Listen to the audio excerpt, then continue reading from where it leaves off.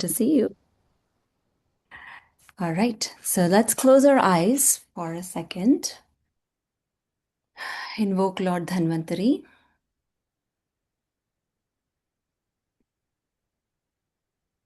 Focus on your heart chakra. It is like a lotus bud, which absorbs all the knowledge that is coming through in the universe. Let's allow for it to be opened and invoke the energy of Lord Dhanvantari. Bring your palms together if you feel like. Namami Dhanvantarim Hadidevam Surasurairvandita Padapadmam Loke Jararukbhayamrityunasham Dhataramisham Vividhaushadhinam Om Gurur Brahma Gurur Vishnu Gurur Devo Maheshwaraha Guru Sakshat Param Brahma Tasmai Shri Gurave Namaha. You may slowly open your eyes and look at your palms. And then be joined here. Welcome back, everybody. Okay, let me see if I can share my slides. Quick. Okay. Let me close this. It doesn't allow me to. 1 second. Hang on just a second for me.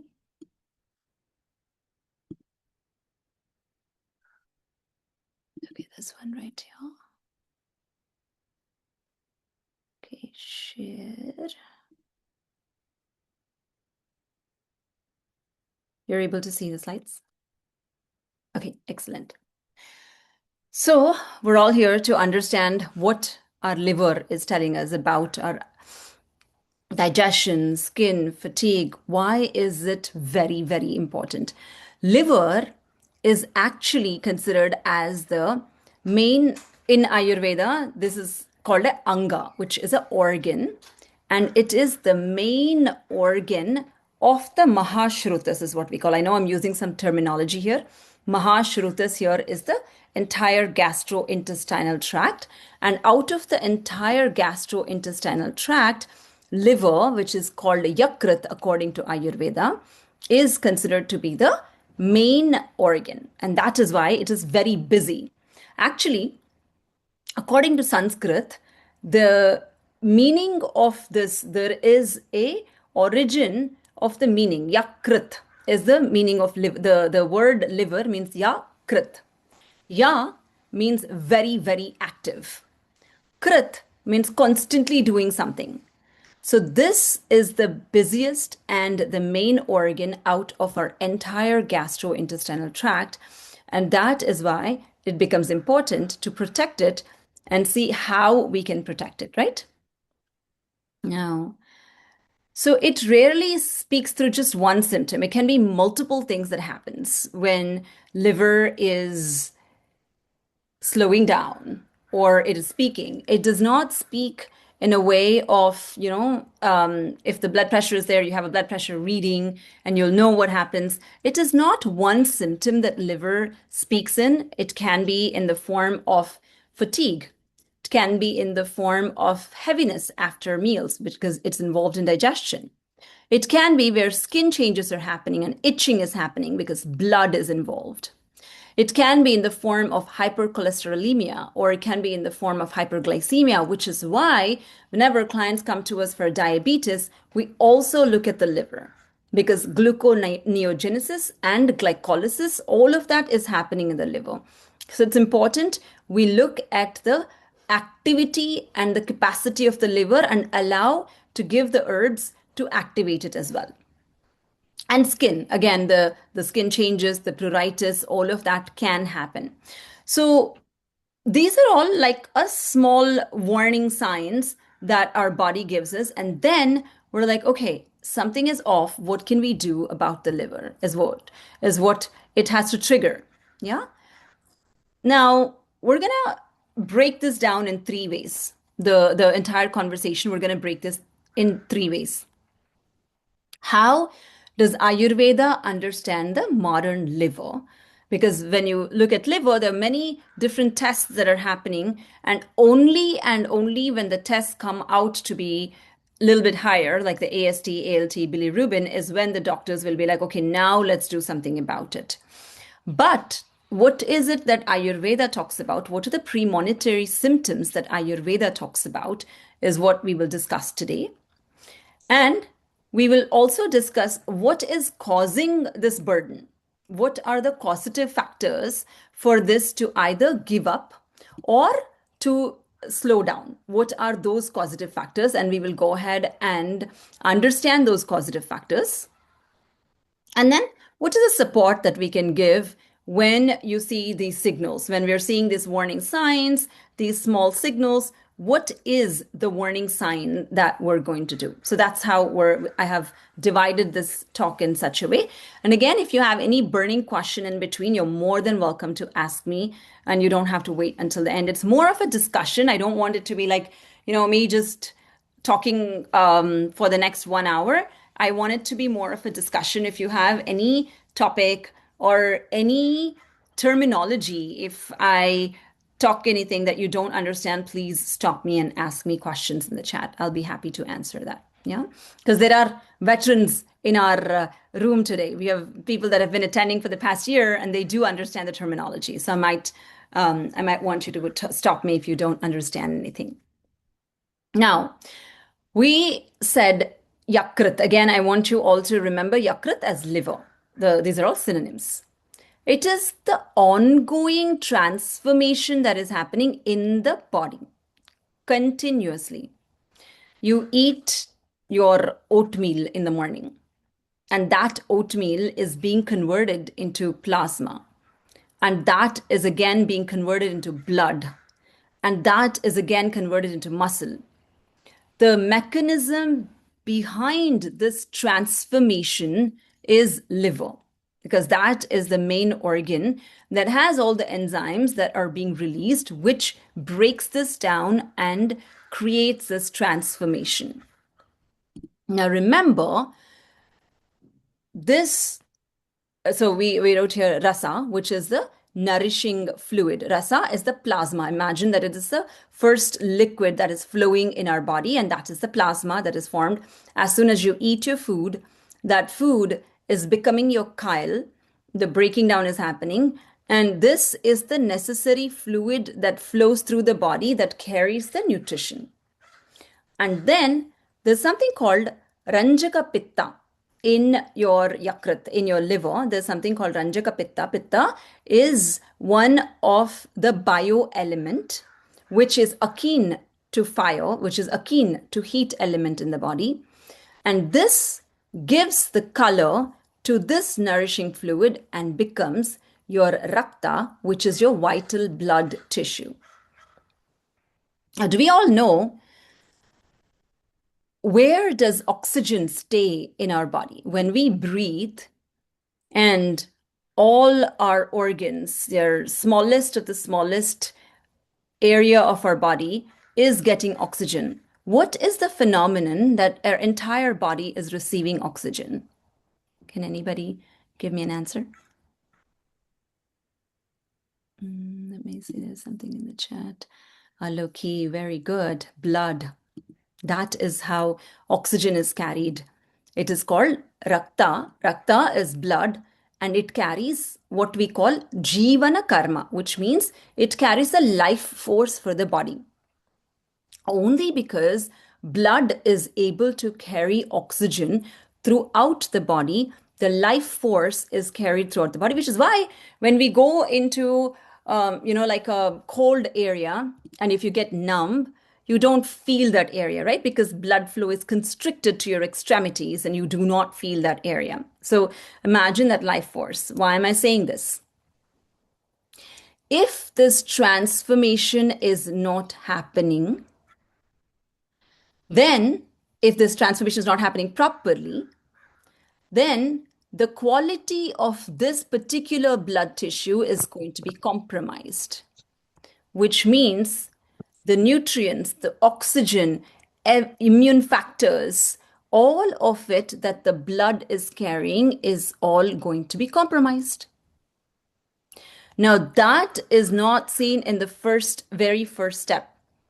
You see it after many, many years of brewing together. If you ignore the warning signs that the body is giving you, then you'll have to see it in the blood tests, because the first time that the prana is not going through your blood, you will not see that in your blood test at all. The blood test will only show it after years of brewing. So it is very important for us to remember that the root, the very structure that is responsible for this conversion is the root for the blood tissue, for the transformation of rasa into rakta. So that is something that I want all of us to etch. The quality of the food that we eat determines the quality of your rasa, which is your nourishing fluid, and that also determines the quality of your rakta. So we spoke about two things right here. The quality of the rakta depends upon the quality of your liver. If the liver is compromised, then the breakdown is not happening properly, the transformation is not happening properly, and rakta is not formed properly. Number two, if the kind of food that you give is not of the optimum quality, then you're also compromising on your blood tissue. Does this make sense? Anybody have any questions so far? I just want us to understand the concept first before I go into the next stage. So we will understand it from the elemental structure as well. Yeah?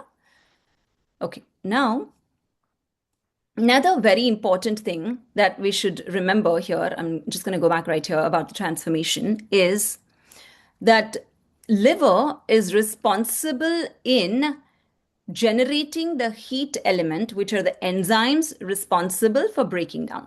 So this is called, for all these Ayurveda geeks that have been attending my classes for the past 1 year, it generates Pitta, and it is also seat of Agni. Any of you did not hear the term Agni before? Doug, okay. Agni is the fire element that is responsible for transformation.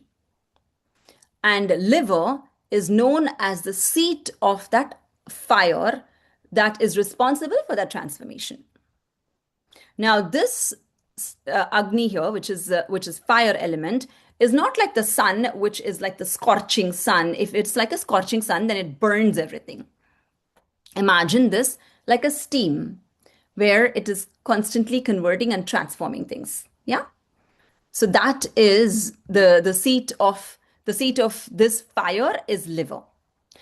And this is now metabolizing what? It is metabolizing your carbohydrates. It's metabolizing your proteins. It is metabolizing your lipids, hormones. It's also responsible for metabolizing your medicines. Any of the allopathic medicines that we take, if we take more than 3 or 4 medicines, then your liver is going to be definitely compromised, because it has to transform. This is for all the Ayurveda, I know, again, I keep saying that all of you, I wanted to make sure that you also get, those of you who have been attending, you know that a element to be transformed requires a life force. If a medicine is being given, a nutrient, or vitamin, or an allopathic medication, does not have life force in it. Now, liver must recognize it and has to break it down. So it is definitely compromised. So we have to remember that it is responsible for metabolizing all of this. And even aldosterone, converting it into your hormones. Hormone health depends on liver as well. Now, not only breaking down, liver is also responsible in synthesizing few things. It's responsible in making your, like the plasma proteins, the proteins that are responsible in your body. And it's also responsible in synthesizing clotting factors. The fact that your blood is flowing through the capillaries and through the veins properly, it has to have a proper viscosity. And that viscosity is being created by the clotting factors that are produced by the liver. Yeah. And it also helps with immunity. So this busy organ, that's what it is doing. Now let's see what happens. Now we spoke about overlapping observations. I'm just going to give some terminology here, but I'm also giving you like a lens of biomedical lens. This Ranjaka Pitta that we spoke about is similar to the nutrient metabolism that's happening. The transformation from plasma to blood, where the bile production is happening, and the Agni and metabolic transformation, we spoke about the oatmeal that we ate, and it has to be converted into something that is responsible in the body. That's where the hormones, the protein synthesis, clotting factors, all of these are being formed. Raktavahashrotas. Don't worry about the terminology here, but this is the seat of blood. That's what we were talking about. This is a channel where the blood is flowing, and this is the seat of your blood, Yakrit, liver. Medavahashrotas, which is also a fat tissue. This is also responsible because glucose, lipid, immune filtration, we spoke about all of this is happening in liver as well. Yeah. So the bile flow, fat metabolism, hormone processing, immunity, elimination, all of this is happening. If this liver is now loaded, let's say, if you've eaten, you went to a buffet, all you can eat buffet, and you've loaded, and this liver is now overworked. What's happening? It has to work and make sure that this fat metabolism is happening. It has to break down properly. Now, because it has only that much capacity, because there is only limited amount of enzymes that are present to break it down, then some amount of fat or the food remains back because of that limitation that is present. Would you all agree with that? Because yes, we went to an all-you-can-eat buffet. You've eaten beyond your capacity, what you normally would do, but it has broken down some of it, but some of it will not be broken down. Would you agree with that phenomenon? Yeah? Now, what happens to that not broken food? It stays back in the liver, hoping that in the next shift, more enzymes will come and it can break it down. Now, if we were to fast later, or if we were to drink some herbal teas later, then we've given some time for the enzymes to be released, and then it will be broken down all's well. If that did not happen, and if we go to another all-you-can-eat buffet because your friends came from out of town and it's July, it's summer, and you want to go out, and then there's backup again. Then there's backup again. If that is happening, remember that there is a bile duct where the bile has to be formed, where the transformation has to happen. That is blocked. So, I think, can can I have? There's someone. Oh, she came back? Okay, Charlie. All right, I muted them. All right, so there is backup that is happening. Yeah. And when this backup happens, it is now considered as, okay, a loaded liver. I would not call this a fatty liver yet, because one day you did not break it down properly. It is a loaded liver. Now, next day, because you're lethargic, you've eaten too much, you're not able to move because there is lethargy, you missed going to the gym because you cannot wake up in the morning. Then there's again sluggishness that's created. There's sluggishness that's created because of overeating and because of no exercise. Then what happens? There's more blockage that's created. When more blockage is created, remember, not only are we not creating good quality blood, now we spoke about how the quality of the blood depends upon the quality of the raw material that's given, no? Now, this blood is now thick because blood has all the five elements in it. It has it has space element, it has air element, it has fire element, it has water element, and it also has earth element. Now, if there's now it's like liver is like, okay, you know what? I cannot do this anymore. I'm just going to push it out as a finished product because I cannot do quality work anymore. I'm going to just push it out as a finished product. And that's going to go out as blood. So now what's happening? There's more earth element that is present in the blood. What is that earth element present in the blood meaning? It can be leading to metabolic conditions like hypercholesterolemia or hyperglycemia because that is what your blood is carrying, undigested, not completely digested food. Are you all with me so far? Is this clear? So that is where it starts. When it starts, it's okay. I mean, it happens one day, and then suddenly you're like, you realize, oh my God, what did I do for all the last 1 week? I want to just get back to my routine, and then you get back to your routine, then it's okay, and it's just a hiccup that happened. But if this is constant and it is continuing, then there is a block of bile flow that happens. There's a block that happens. If this earth element is increased, and on top of it, we also have layoffs happening. We also have our boss giving us deadlines. Then what increases? Our fear, stress, worry increases. Late nights. We're waking up at late night. Ayurveda We're वाली working doctor late ये in the night. Sorry, if I can ask all of you to mute yourself. कि रात को So, when that is happening, what increases to all of you who have been attending my classes? You're staying late in the night, you're stressed, worried, and feared. You have deadlines to attend. What is the dosha that aggravates? Vata. Vata dosha. When Vata dosha aggravates, for those of you who do not know, it is the excessive air element that increases.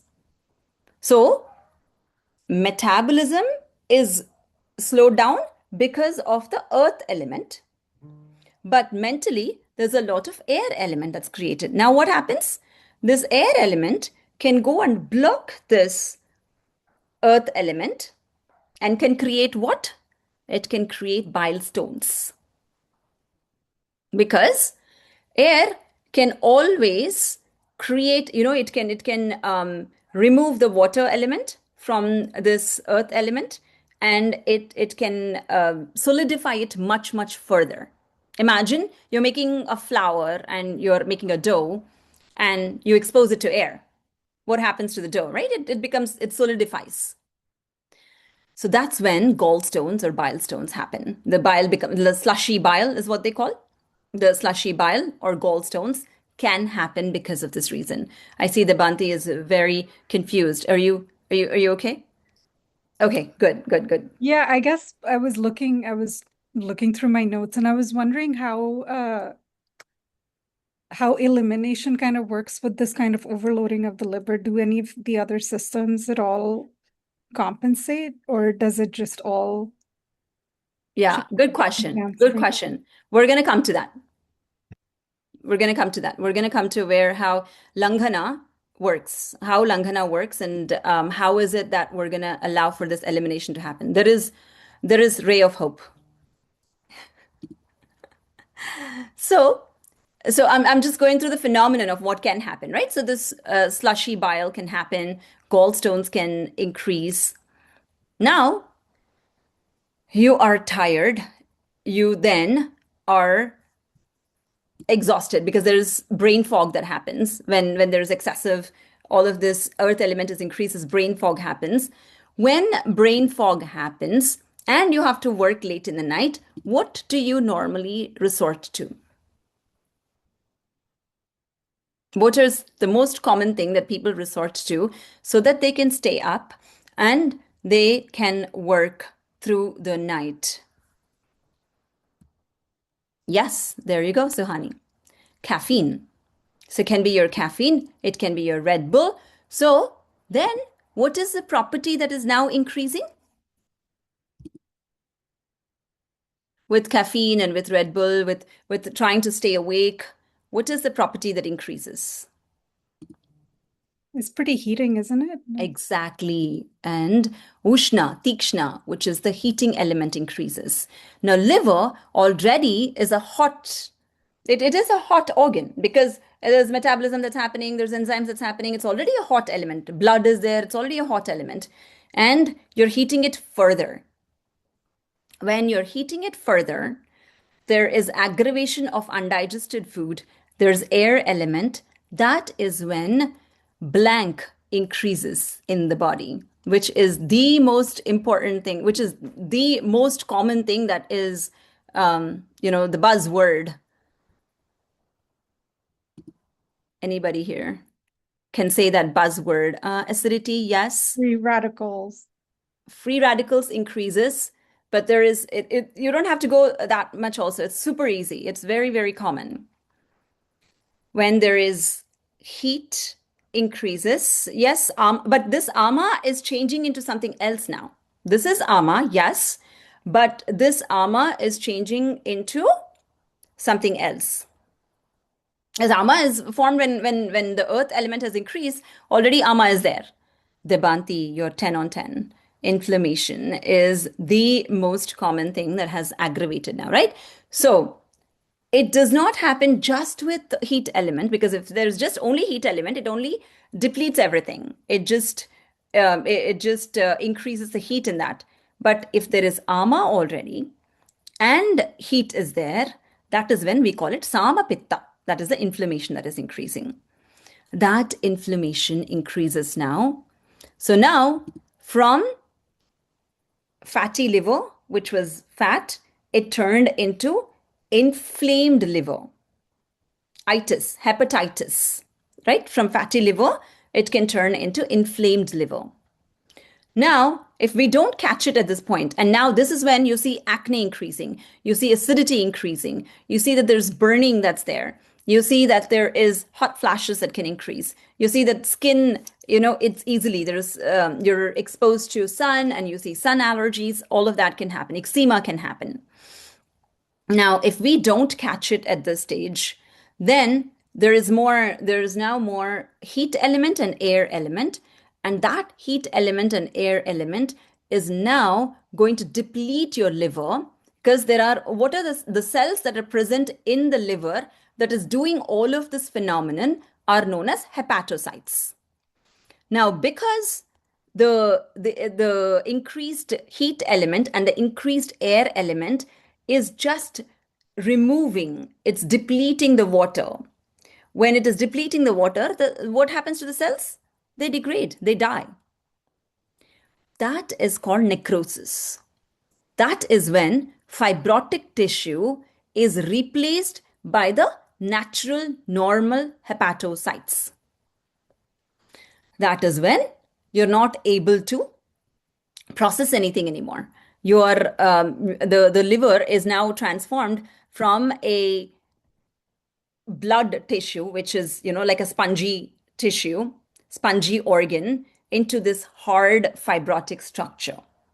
When this hard fibrotic structure happens, reversal is impossible for that particular cells, right? And so once you find out, then you have to do rasayana, you have to do, you only can preserve the part that is left.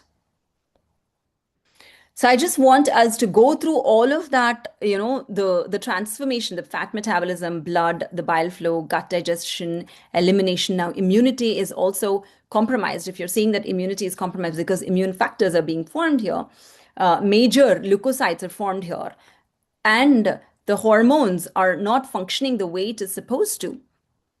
You see that their thyroid function is missing, your hormones are not functioning the way they're supposed to, periods are not happening the way they're supposed to. This is all going back to your liver that is not functioning the way it is supposed to. Yeah, is there any link here to nerve inflammation? Paru, nerve inflammation can happen from this as well, but it is not happening in the koshta. So here in Ayurveda, we call it koshta and shakha, right? So there are different tissues that are present. There are 7 tissues that are present. Now, this is even deeper samprapti, even deeper pathogenesis, where it is acting the same kapha and the same pitta and same vata is acting in the bone and bone marrow and not in the liver. Right? So what happens is the the vulnerability is found in a particular area of the body, and these culprits go and find that vulnerability and work on that. So it's not necessary, but it can happen also. It is a far-fetched thing, but it can happen as well. So just wondering if this is connected to nerve health in any way. It can, but it is not necessarily true all the time. Okay. Yeah. Can external pitta cause some of these changes? That is, the liver more prone to disruption in the summer, given that it is the seat of pitta. Absolutely true, Debanti. And that is why Ritacharya is very important. That is why taking care of your heat in the body is very important during summers and protecting it in winters, which is why Dinacharya and Ritacharya are very important. Yeah. Take a deep breath. So I just wanted us to understand that. And now, what are the changes that we would experience when your liver, your body is demanding this attention? There would be persistent fatigue, reduced stamina happens, and reduced appetite can happen. It can be persistent shifts in hunger. You can be erratic. There can be erratic hunger or reduced hunger can happen depending upon if it is the heat element or the air element that is affecting your liver. And heaviness after your meals. You're hungry, you eat, but after you eat, there could be fullness, nausea. All of that can happen. And recurrent discomfort, because remember, we spoke about the food not being digested properly. And when that is happening, this undigested food that stays back creates this nausea, digestive issues, and abdominal discomfort. It can be pain that happens. And itching or color changes that we spoke about when this undigested food is going into the blood, then persistent itching or unusual skin and eye color changes also happen. Remember that pitta is in your eye as well. Alochaka pitta is present in your eye as well. Chakshush sleshmato bhayam. Visheshat tejaha.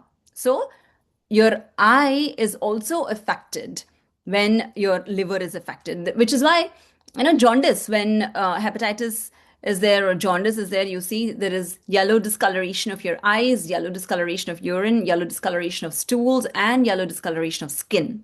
So all of these is where pitta is present, and that is why you see that changes.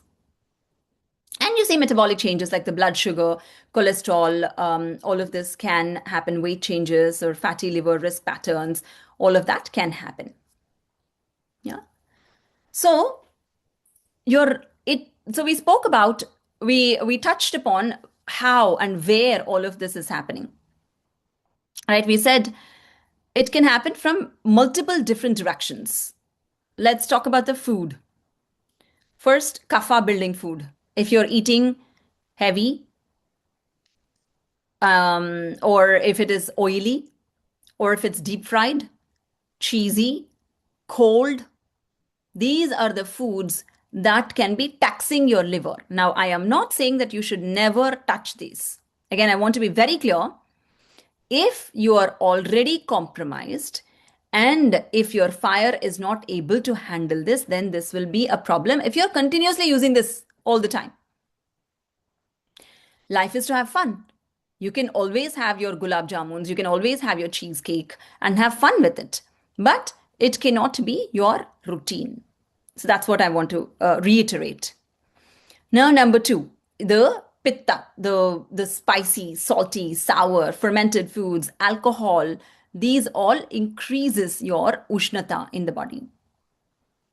So that is something that you have to be careful of if you have noticed any of these symptoms right here. Right? Or if you were to change your daily rhythm, like irregular meals, inadequate sleep. We spoke about, going to Orange Theory and working out 7 days a week or not working out at all, or doing Mission Peak and not working out 1 day a week and not working out at all. So routines are not consistent. And this is the most important thing that I also want to stress upon. A lot of times people think I'm taking natural things.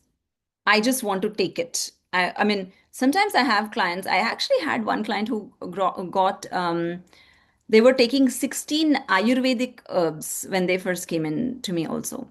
I said, what happens to the liver if you're taking so much?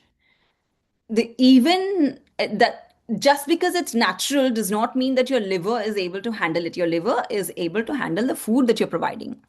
But if you're taking many vitamins, many supplements, many medications, many herbs, all of them together, then that is definitely going to be a tax on your liver. So I want you to be very careful in the number of supplements that you're taking.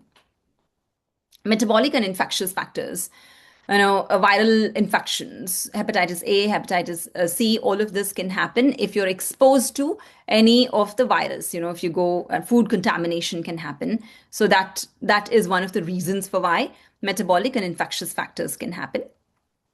Emotional and environmental overload. We spoke about the stress, grief, sleep disturbance, digestion behavior. All of this can also cause, there is something called Pancha Mahabhautika Chikitsa in Ayurveda. Whenever an Ayurvedic practitioner, they check you, they're going to check your liver also. When they're percussion, they're going to be checking your liver. And when they check your liver, they're going to be checking the temperature of your liver. The temperature of your liver must be Ishat Ushna, which means it has to be just a very, very slight bit warm. If it is hot, or when you do the percussion, if you hear that it is nabhasa, nabhasa sound is what we say. Nabhasa means it is a space sound. If there is a space that is present, then we know that there is something emotional that you're holding on in there. And if you're percolating, and if we hear that there is a lot of accumulation in there, the sound is in such a way that it's accumulating, then we know that excessive food is there, or there could be some amount of accumulation. So these are the different ways that we can check that your stress and grief. And I stress upon this. I was talking to we had a discussion today with our practitioners. And two of our practitioners are BAMS doctors from India, and they were saying, 50% of our clients who come from India, we have to do Ashwasana Chikitsa, which is we have to talk to them about how to take care of their mind. I said, for us, 90%, right?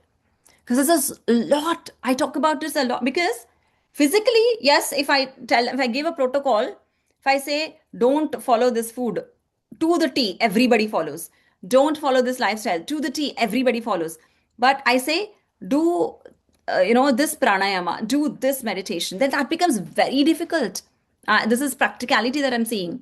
But I see for those clients that Akhil, what's the name of sound? Oh, Nabhasa, maybe? Nabhasa is the space sound. Space, you were just mentioning if there's two, if you hear Parthiva. There could be Oh. Nabhasa or Parthiva. Nabhasa is the sound of the space. Parthiva is the sound of earth. Oh, okay, thank you. Yeah.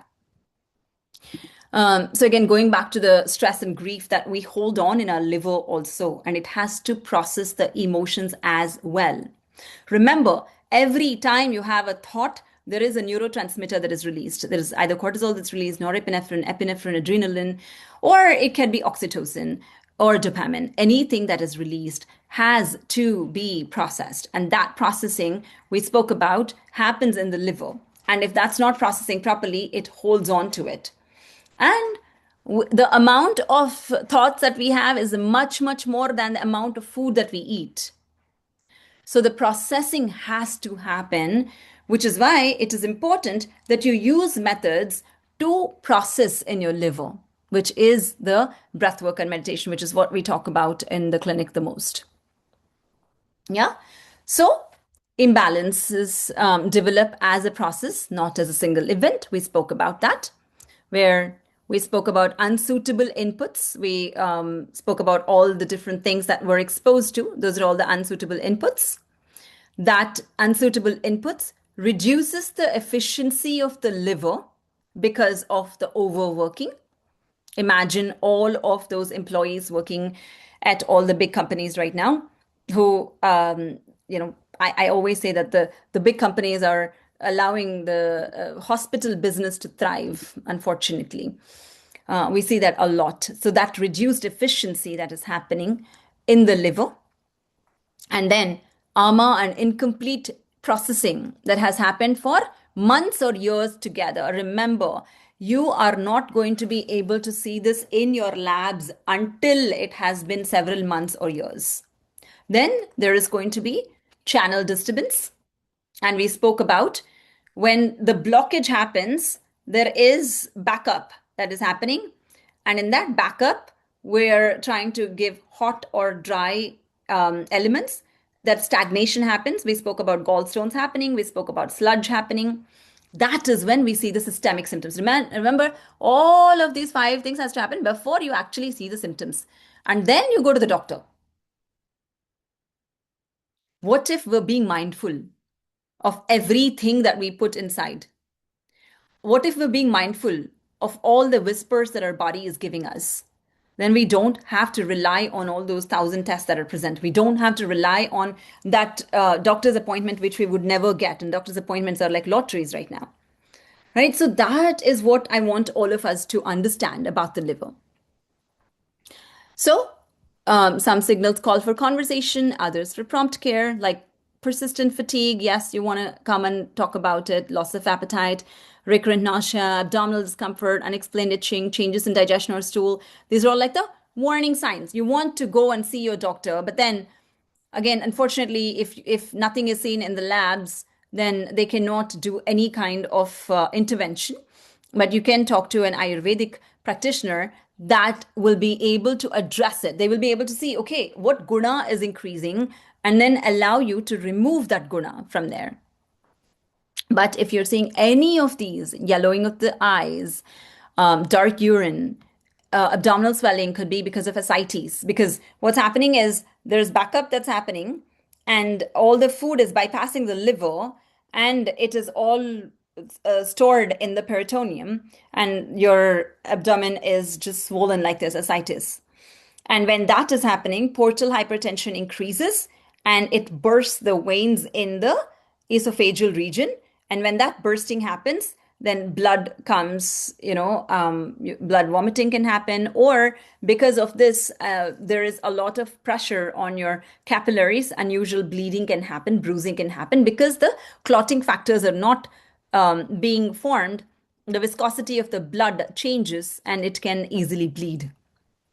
Now, confusion is a very, like an immediate 911 kind of a thing, because ammonia increases, and this ammonia can reach, because blood-brain barrier is very, very strong, and it cannot, it will not allow a lot of things. But if it has reached beyond the capacity in the body, then that can reach your blood, your brain, and can cause hepatic encephalopathy, which is confusion. Severe or worsening pain, vomiting blood or black stools, which means that there is some kind of hemorrhage that's happening in the body. So these are the things where you want to seek immediate medical care. And of course, you would want to make sure that you're getting I always am an advocate of getting your labs tested. Bilirubin is a level that will also tell you where the breaking, again, this in Ayurveda is called as kleda increasing. Kleda is like the water soluble metabolites that are present, that are going in. So your serum bilirubin is a factor of your ama only. Alk phosphatase, AST and ALT, are the enzymes that are increasing because it shows the inefficiency of the liver, and to increase the efficiency, these enzymes are increased. So elevated numbers determines that the liver is not functioning the way it is supposed to. Prothrombin time, if it has increased, then that means your bleeding risk has increased. That is because your clotting factors are not released properly and your bleeding risk has increased. Then that also determines that your liver is not functioning properly. Albumin is a plasma protein that is synthesized by the liver, and if it's reduced, then that also is a indication. And imaging, ultrasound, which determines if there is a fatty liver or not. So these are all like the basic things that you would want to get your loved ones or anybody you know of get checked if you think that you have seen any of these clinical factors. Yeah. So what is it that we need to do? Yeah. So if this is a hot liver, imagine that there is a bile sludge. Imagine that there is a, any of this bile, the gallstones. We cannot be doing a detox. We should not be doing, a panchakarma at that time. We have to gradually make sure that we are allowing the liver to come back to a place where it's supposed to be. We spoke about those features of why the liver was disturbed to begin with. For that, you have to remove all of those causative factors. You have to go back and look at, okay, am I being stagnant? Am I not eating the foods that I'm supposed to eat? How is my stress level? So making sure that you are what we call in Ayurveda, Nidana Parivarjana. Nidana Parivarjana is the first treatment before going and giving you multiple things, because again, you don't want to add to the already compromised liver. We always start with changing your diet. If there's alcohol, remove that. Diet changes are very important.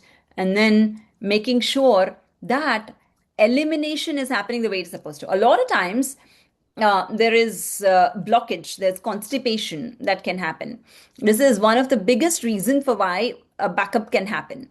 So one of the ways that pitta that is present, the excessive pitta that is present, can go out of the body is called as a mridu virechana that we can give, which can be given, with just triphala or avipattikara or aragvada, or even just giving raisin water, allowing for the bowels to move the way they're supposed to, and making sure that you are reducing the increased.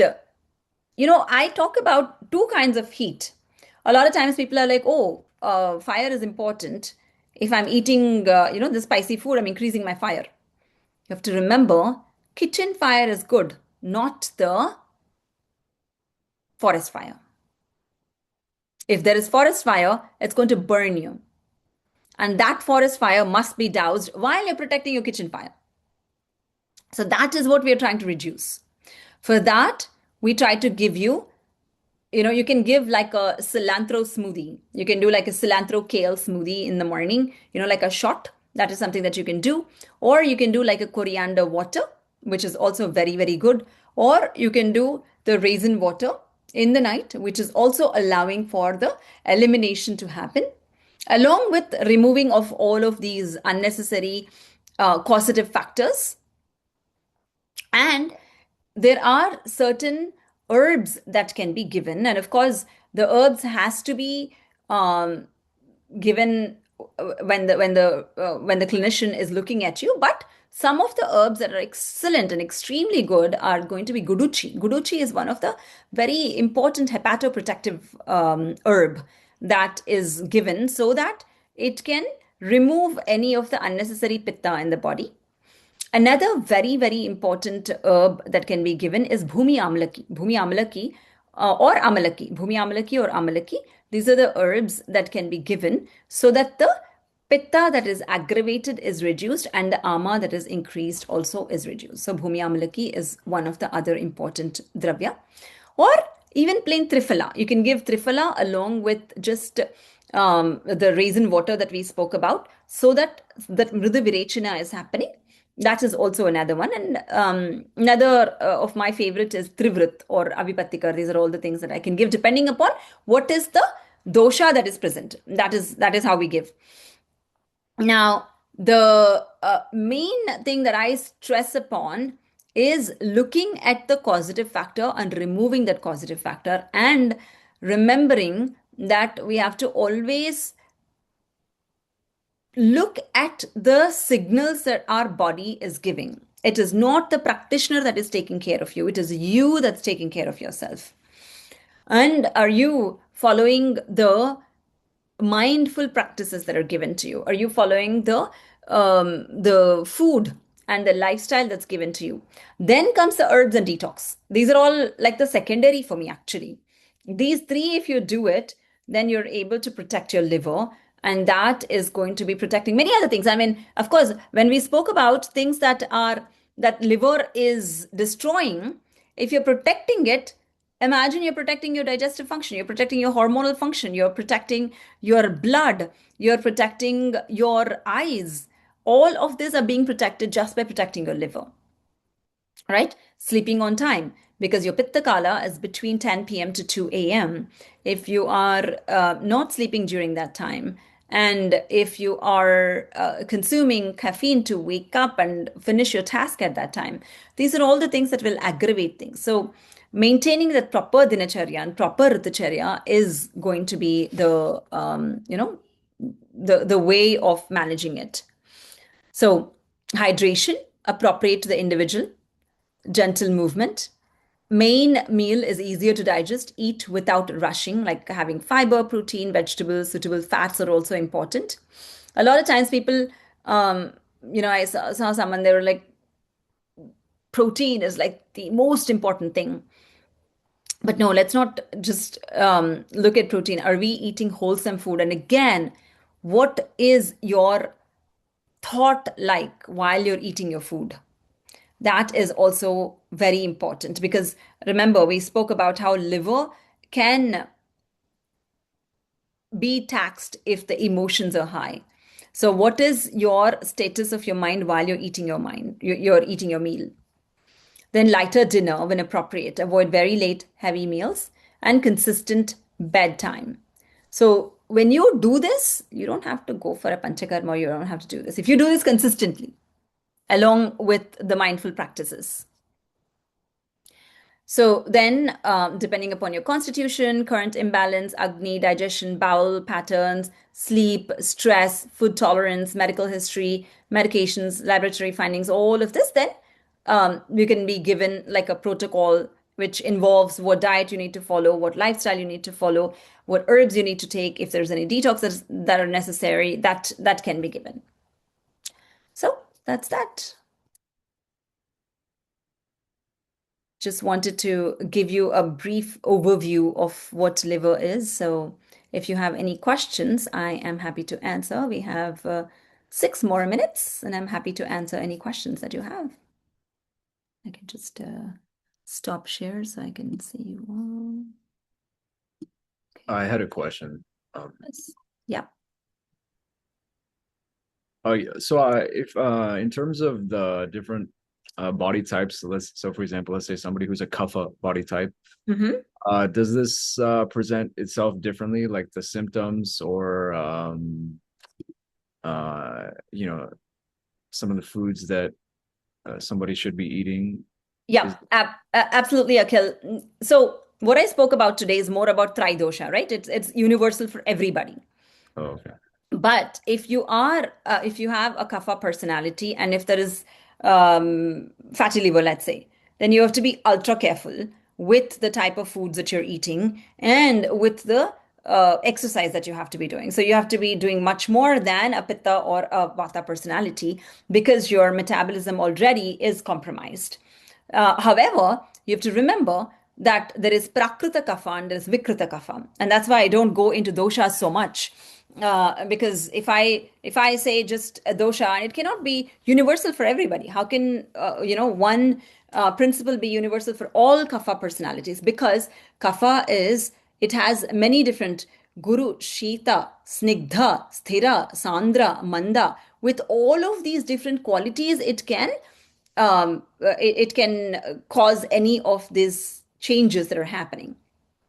So for that reason, you have to remember, you look at the signs and symptoms. That is the most important thing.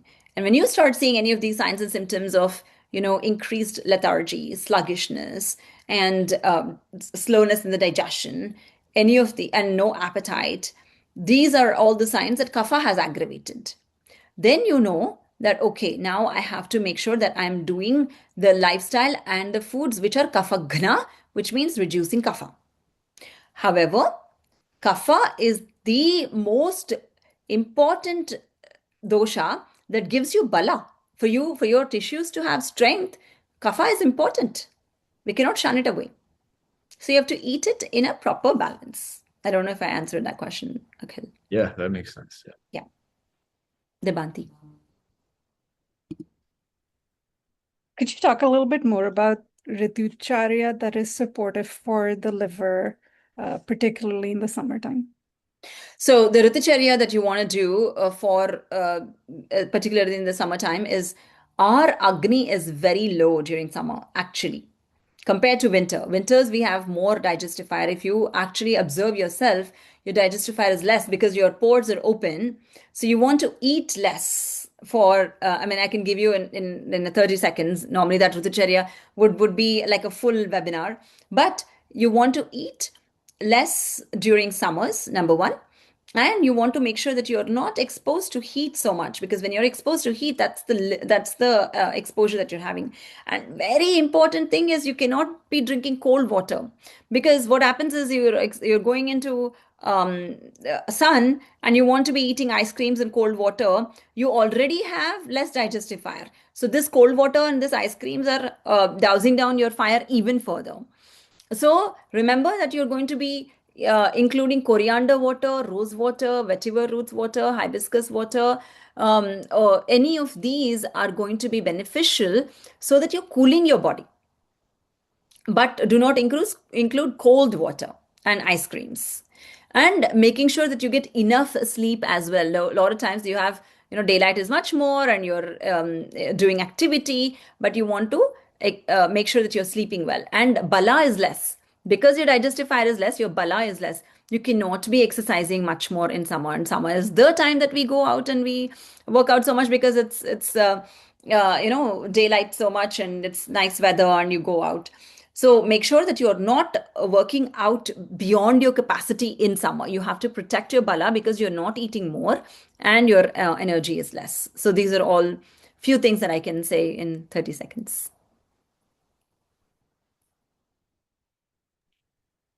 Yeah. I have a quick question. Of course, yes. About testing.